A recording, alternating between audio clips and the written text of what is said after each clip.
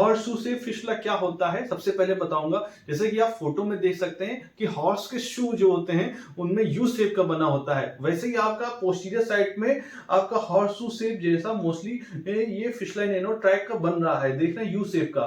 तो ये कैसे बन जाता है, होता क्या है जब आपकी एनल ग्लैंड इन्फेक्ट होती है 80% चांसेस यही रहता है, तो एक फिशला जैसे ट्रैक बनने लगता है। अब ये ट्रैक जब हम मल त्याग के लिए जाते हैं, यही मल के टुकड़े इसी में एंटर होते हैं। जब हम मल त्याग के लिए जाते हैं तो पॉटी जब करते हैं तो इसी में एंटर होते हैं, तो इन्फेक्शन शुरू हो जाता है। अब बार बार जाते हैं, बार बार इन्फेक्शन होता है, तो ये पस जैसा बनना स्टार्ट हो जाता है। और ये ट्रैक अंदर से फरगेट, जब तक एक्सटर्नल ओपनिंग नहीं बन जाती, बाहर का रास्ता नहीं बन जाता, तो ये फरगेट करता रहता है। ये ट्रैक देख रहे हैं अंदर से पहले होके आया इंटरनल स्पिंटर्स को पियर्स करते हुए, ये ट्रैक ऐसा फरगेट 3 o'clock से 6 o'clock तक चला गया, फिर एक्सटर्नल स्पिंटर्स को पियर्स करते हुए फिर 3 o'clock से 6 o'clock तक जा रहा है, फिर यहाँ पे बीच में एक्सटर्नल ओपनिंग बन जाती है। तो अब इसको कैसे हॉर्स शू से क्यों कहा जाता है, जैसे कि हॉर्स का शू जैसा बनना है इसलिए हॉर्स शू से फिसला कहा जाता है। ये मोस्टली 3 o'clock से 9 o'clock की पोजीशन में जैसे घड़ी बजती है, घड़ी के डायरेक्शन होता है उसी में उसी के यू शेप में बन रहा है। इसमें हॉर्स शू शेप जैसा फिसला है, जो कि इंटरनल स्पिंटर और एक्सटर्नल स्पिंटर,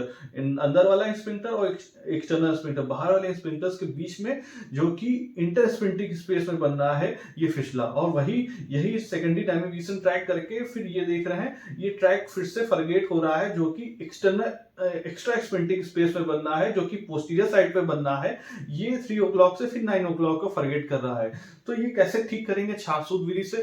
सिंपल है, चाहे तो रेक्टोग्रेड अंदर से प्रोब करते हुए रास्ता निकाल सकते हैं, ऐसे ऐसे करके प्रोब करके छाछसूत बांध सकते हैं, या फिर इधर से भी जाके वहां से रास्ता निकाल सकते हैं और एक छाछसूत इसी ट्रैक में बांध देंगे। जब छाछसूत बांध देंगे तो एक्सटर्नल ओपनिंग थोड़ा सा बड़ी बना लेंगे, जिससे आपका जो पस है आपका ड्रेन होता रहे। जैसे ड्रेन होता रहेगा ये सारा सूख जाएगा और हील भी हो जाएगा।